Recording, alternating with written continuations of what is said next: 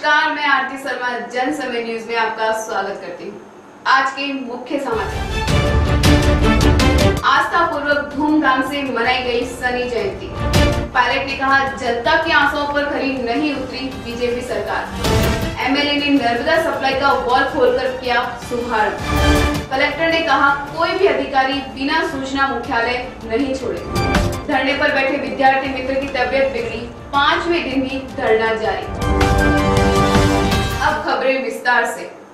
आस्था पूर्वक धूमधाम से मनाई गई शनि जयंती।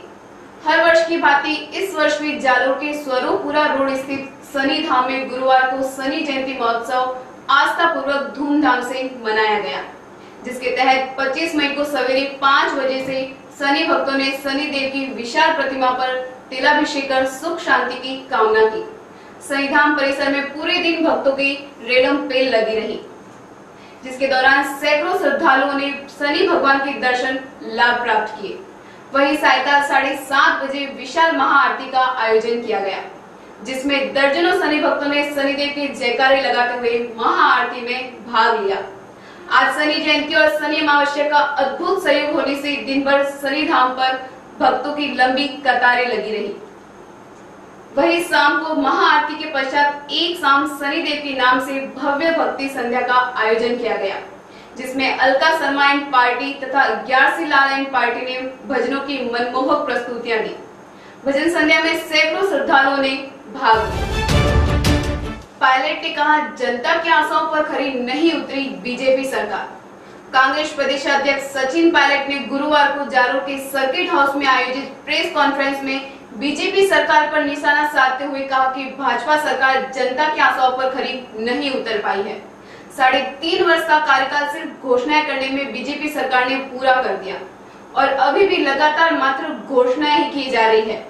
पायलट ने पत्रकारों से कहा कि वसुंधरा सरकार जालोर क्षेत्र के लिए नर्मदा के पानी की स्कीम को मुख्य चुनावी एजेंडा बनाकर सत्ता में आई थी, लेकिन आज भी जालोरवासी नियमित नर्मदा के पानी को तरस रहे हैं। नर्मदा पर हमारी गहलोत सरकार ने काम किया। कांग्रेस सरकार ने बजट पास कर नर्मदा परियोजना को पूरा किया, लेकिन अभी भी बीजेपी सरकार नर्मदा के बजट पर तलवार लटकाए बैठी है। पायलट ने कहा कि प्रदेश में लगातार किसान आत्महत्या करने को विवश है। इस वर्ष भी 60 किसान आत्महत्या कर चुके हैं। सरकार किसानों के हितों की रक्षा करने में नाकामयाब रही है। उन्होंने कहा कि जिन मुद्दों को लेकर सरकार सत्ता में आई, उन मुद्दों को सरकार भूल गई। पायलट ने मुख्यमंत्री पर तीखे प्रहार करते हुए कहा कि वसुंधरा ने अपनी नाकामियों को छुपाने का जतन किया है, साथ ही अपने मंत्रियों पर लगे गंभीर अपराधों पर पर्दा डाला है, न कि उनके कारनामों की जांच करवाई। मुस्लिम समुदाय की ट्रिपल तलाक के सवाल पर जवाब देते हुए कांग्रेस प्रदेशाध्यक्ष सचिन पायलट बोले कि किसी भी धर्म में कोई कुरीति लंबे समय से चली आ रही है तो उसका निवारण अवश्य होना चाहिए, किंतु ऐसे मुद्दों पर राजनीति न हो। इन मुद्दों को राजनीतिक कटघरे में खड़ा नहीं किया जाना चाहिए और न ही इसका राजनीतिक लाभ लेना चाहिए। उन्होंने कहा कि भाजपा सरकार की नाकामियों को लेकर हम प्रदेश भर में अभियान चला रहे हैं, ताकि आने वाले विधानसभा चुनाव 2018 में बीजेपी की सरकार को सत्ता से उखाड़ फेंका जाए। इसलिए हम गांव-गांव ढाणी-ढाणी जाकर प्रचार अभियान को सफल बनाने में लगे हैं। एक सवाल के जवाब में पायलट ने कहा कि हम विपक्ष में हैं और हमारा काम सरकार की कमियों को उसके समक्ष उजागर करना है, ताकि जनता के हितों का सरकार ध्यान में रखते हुए कार्य करे। हम केंद्र और राज्य दोनों जगह मजबूत विपक्ष के तौर पर खड़े हैं। पायलट ने भावी मुख्यमंत्री बनाए जाने के सवाल पर जवाब देते हुए कहा कि कांग्रेस पार्टी देश की सबसे बड़ी पार्टी है। मैं यहाँ सिर्फ कार्यकर्ता के नाते आया हूँ। पार्टी ने मुझे बहुत कुछ दिया, छोटी आयु में सांसद बनाया, फिर प्रदेशाध्यक्ष का पदभार सौंपा। अब मैं मेरे लिए मुख्यमंत्री की आशा नहीं रखूंगा। उन्होंने कहा कि पार्टी की चुनाव में जीत होने के बाद पार्टी का केंद्रीय नेतृत्व तय करेगा कि प्रदेश में मुख्यमंत्री का चेहरा कौन होगा। कांग्रेस प्रदेशाध्यक्ष की प्रेस वार्ता में पूर्व एमपी पारसाराम मेघवाल, पूर्व एमएलए रामलाल मेघवाल, कांग्रेस जिला अध्यक्ष समरजीत सिंह सहित कई प्रदेश एवं जिला स्तरीय कांग्रेसी उपस्थित रहे। सत्ता में आती है तो पार्टी का मुख्यमंत्री कौन? कांग्रेस पार्टी का इतिहास देखिए, एक आध दो जगह कभी कुछ अपवाद होगा, लेकिन प्रणाली ऐसी है, चाहे प्रधानमंत्री जब जो जो जीत के आते हैं एमएलए वो निर्णय करते हैं हमारा नेता कौन है, और फिर कांग्रेस का जो नेतृत्व है वो समन्वय बनाने के साथ नेता को। नहीं सर, आज का ये आपका जो हो रहा है जी, मुख्यमंत्री घुमाते हैं या आप सुबह सुबह ही ऐसी बातें क्यों कर रहे हैं? नहीं, पार्टी का अध्यक्ष हूँ, मेरी जिम्मेदारी है, मैं पार्टी का 3.5 साल से काम कर रहा हूँ, पार्टी का कार्यकर्ता हूँ, और मुझे इस पार्टी जितना दिया है शायद बहुत कम लोगों को दिया है। मैंने कल भी कहा भाषण में, मैं 26 साल की उम्र में सांसद बन गया था, 32 साल की उम्र में मंत्री बन गया, 35 का मैं प्रदेश अध्यक्ष बन गया। आज मैं उम्मीद करूँ कि पार्टी कुछ और कुछ दे, ये बेमानी है, गलत है। एमएलए ने नर्मदा सप्लाई का वाल्व खोलकर शुभारंभ किया। भीनमाल नगर में नर्मदा के अमृत तुल्य पेयजल सप्लाई का गुरुवार को भीनमाल एमएलए पूराराम चौधरी ने वाल्व खोलकर शुभारंभ किया, जबकि नगर पालिका भीनमाल अध्यक्ष सावलाराम देवासी ने नर्मदा के पानी की पूजा अर्चना की। नर्मदा के जल की भीनमाल में सप्लाई शुरू होने से नगर वासियों ने नर्मदा नदी के नीर का हर्ष के साथ स्वागत करते हुए जयकारे लगाकर पेयजल की आरतियां की।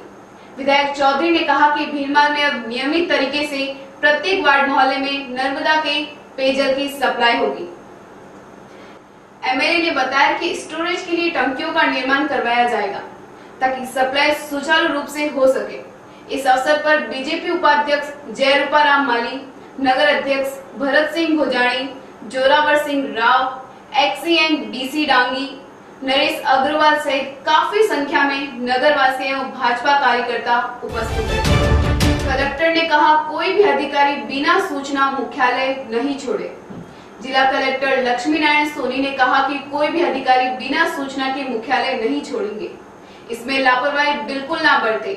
कलेक्टर सोनी ने गुरुवार को जालोर कलेक्ट्रेट के एसी मीटिंग हॉल में आयोजित जिला निष्पादक समिति की बैठक की अध्यक्षता करते हुए उपस्थित विभागीय अधिकारियों को निर्देशित करते हुए ये डायरेक्शन दिए। यही नहीं, कलेक्टर सोनी ने अधिकारियों से पूर्व की बैठक में दिए गए डायरेक्शन की पालना सुनिश्चित करने का आदेश दिया।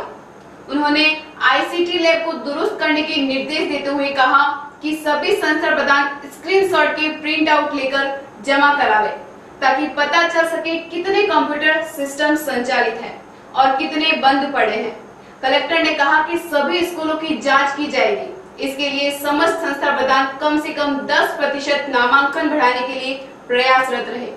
साथ ही क्लिक योजना में समस्त स्कूल अपनी अपनी भागीदारी निभाएं। जिला कलेक्टर ने बैठक में कहा कि जिन विद्यालयों में 100 बालिकाओं का नामांकन है, वहां इंसिलेटर मशीनों की स्थापना की जाए। कलेक्टर ने सभी बीईओ को विद्यालयों में व्यवस्था सुनिश्चित करने के आदेश दिए। उन्होंने कहा कि प्रत्येक स्कूल का बराबर नामांकन भी दर्शाया जाए। इसके साथ ही बैठक में कलेक्टर ने परीक्षा परिणामों, आदर्श स्कूलों में विद्युतीकरण सहित आंगनवाड़ी समन्वितीकरण की समीक्षा करते हुए उपस्थित अधिकारियों व संस्था प्रधानों को दिशा निर्देश दिए। बैठक में जिला स्तरीय अधिकारियों की उपस्थिति रही।